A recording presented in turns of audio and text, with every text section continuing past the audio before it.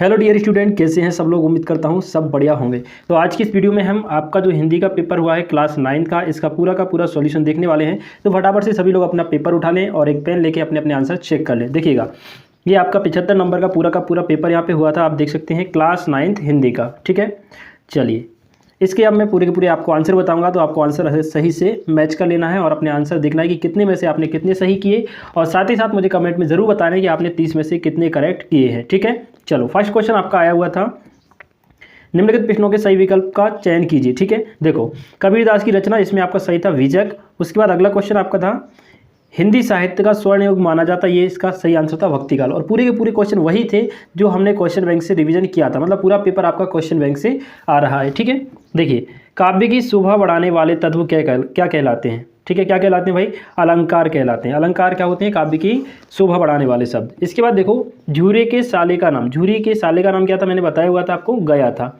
है ना। संधि के प्रकार कितने होते हैं? 3 होते हैं। ये भी हमने नाइट में क्वेश्चन किया हुआ था लाइव क्लास में। ठीक है, इसके बाद देखिएगा इस जल प्रलयमय पाठ की विदाई, ये रिपोर्ट आज आपका सही हो जाएगा। इसके बाद देखिएगा निम्नलिखित में से रिक्त स्थानों को आपको भरना था। ठीक है, सही चयन करना था। तो मखमली टमाटर हुए थे कैसे? लाल हो गए थे। रस के 10 प्रकार होते हैं। महाकाव्य में जीवन का चित्रण, संपूर्ण जीवन का चित्रण होता है। प्रेमचंद्र के साथ उनके पत्नी भी थी। कौन थी? प्रेमचंद्र के साथ फोटो में उनकी पत्नी थी। ठीक है, सदाचार का विलोम दुराचार मैंने आपको बताया हुआ था। मेरे नाना पक्के साहब माने जाते हैं। ठीक है, चलो इसके बाद सही जोड़ियाँ आई थी। देखिएगा सही जोड़ियाँ आपको मैच करनी थी भाई। माखनलाल चतुर्वेदी जो हैं, इनको एक भारतीय आत्मा कहा जाता है। रस के अंक कितने होते हैं? 4 मैंने आपको बताए हुए थे।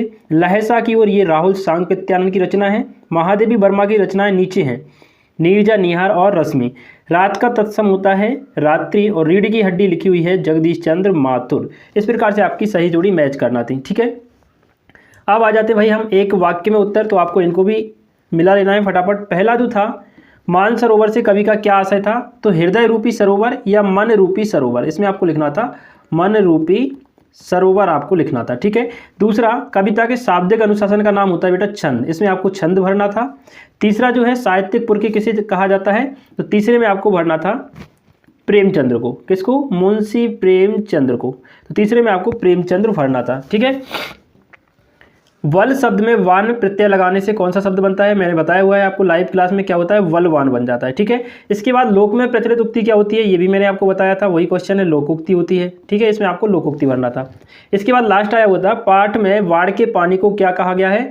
तो ये कहा गया है मृत्यु का तरल दूत। क्या? मृत्यु का तरल दूत, इसमें आपको लिखना था तरल दूत। ठीक है, इस प्रकार से आपके एक वाक्य में उत्तर करेक्ट हो जाते हैं। अब आते हैं आपके सत्य सत्य। तो जायसी सूफी काव्य परंपरा के कवि हैं, ये आपका करेक्ट था।